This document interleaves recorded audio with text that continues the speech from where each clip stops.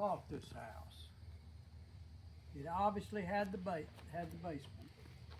And the way you kept the water out of the basement is that's the shaft. Has anybody ever seen that before? All right. That's a shaft that goes down below the level of the basement. There's a PCV pipe that goes down, and it had one sump pump connected to it. And so when the ground gets saturated, that sump pump at that time pulled the water out, and there was a pipe that went underground all the way to a small box right here, and that pump pushed the water out here, and it came above the ground and went and flowed that way. Okay. Well, gotten water in the basement several times, and there are three reasons for getting water in the basement. Number one, the sump pump fails.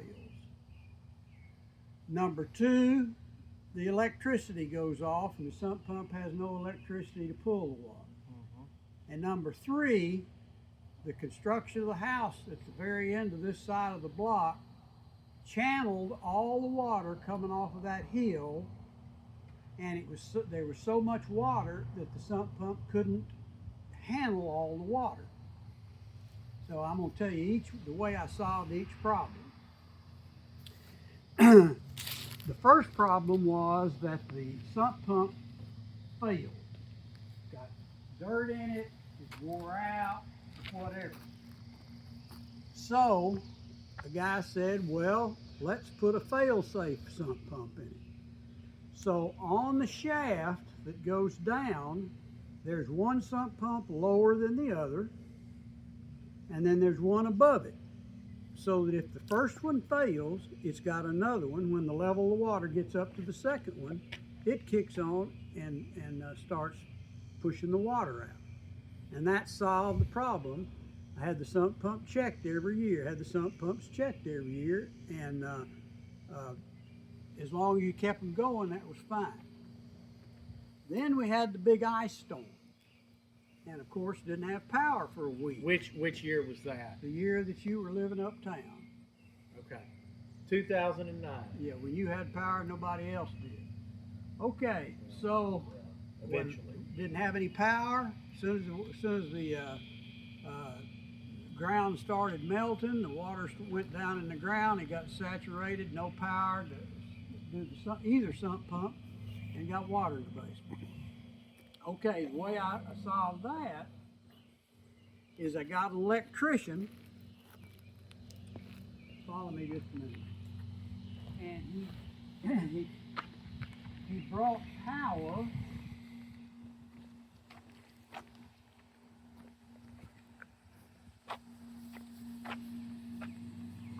right there. He brought power to that point right there. Some of it's underground.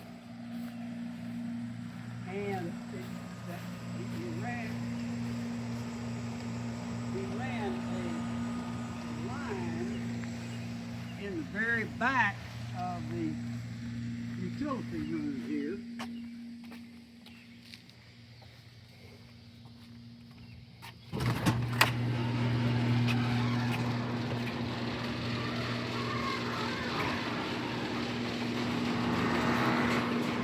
Behind all that, it's on the ground, and it runs right over to right here.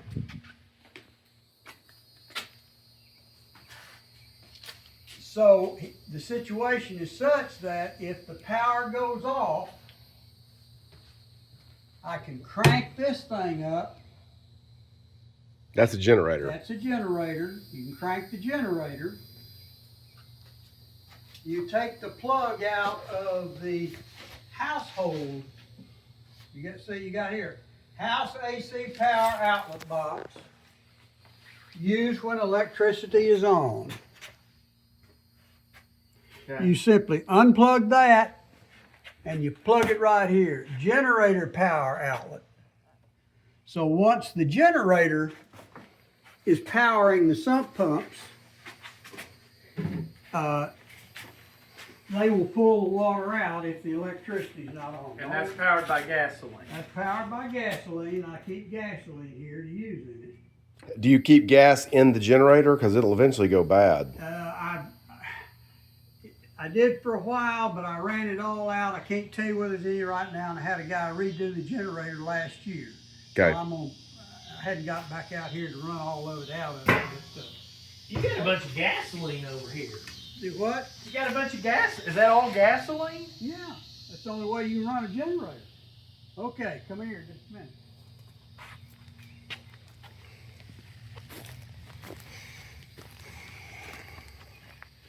Now back on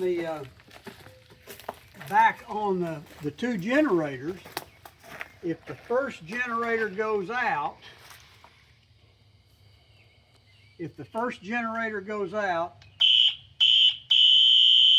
that goes off and tells you that the bottom generator is no longer working, but you still got the second generator to work. And so you got to get somebody in here to replace that bottom generator. But that's a fail-safe. That tells you if you got generator problems. That's a test. That's what it. Okay.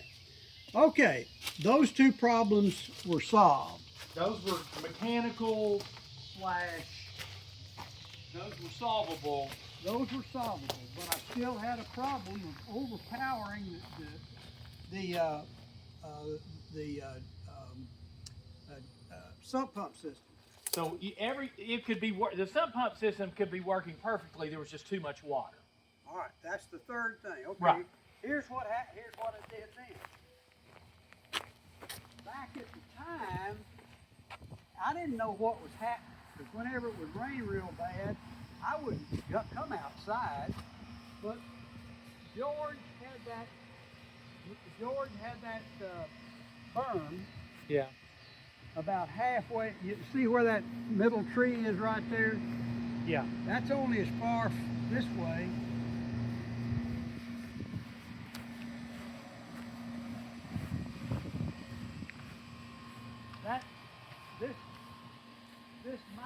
This mound only went to about here.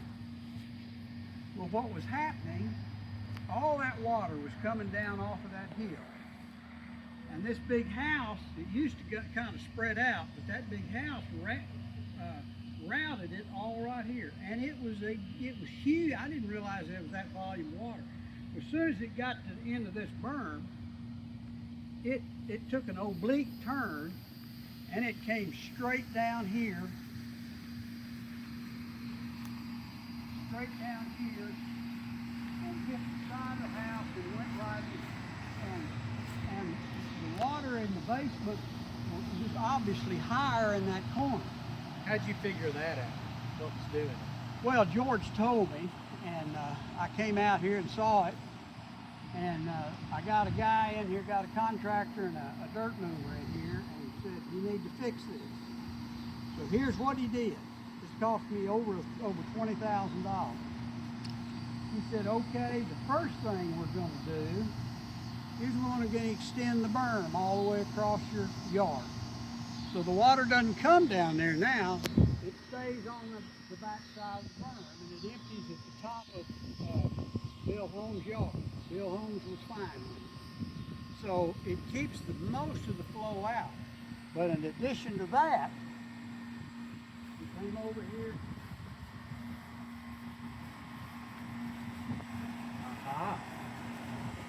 And he dug another shaft that goes down below the level of the basement. And it's got a sump pump in here. So any water that comes down here gets picked up by this sump pump, and it takes it out to the street. So it's a French drain. It's a third. Yeah, the whole thing was originally a French drain. That's a third sump pump? That's a third sump pump right there. That thing goes all the way. If you walk, that PVC pipe that's sticking out down there? it takes it out there. What he also did, come back here.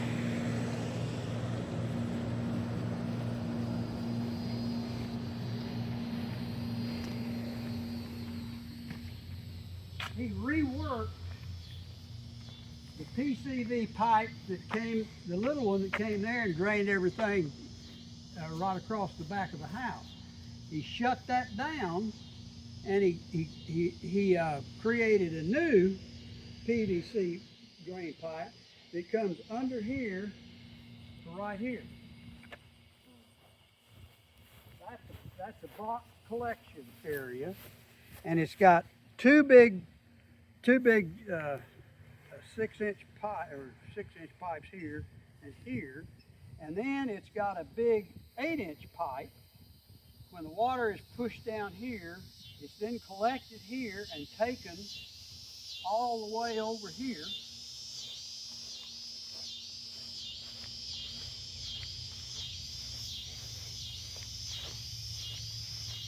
And this is a big collection box here. And it collects it here and then takes it out to the street. And you see that PVC, that pipe down there. And come on down here, you might want to tell them this.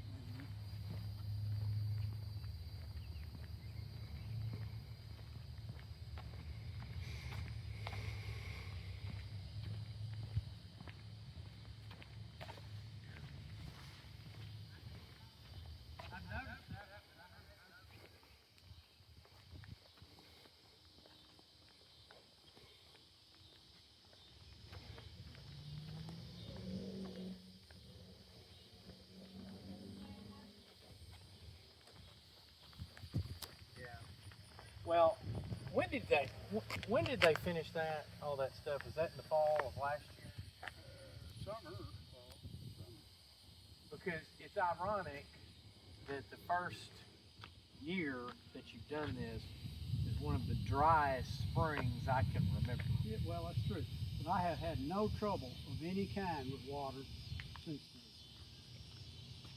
Of course, I haven't had to turn the generator on either.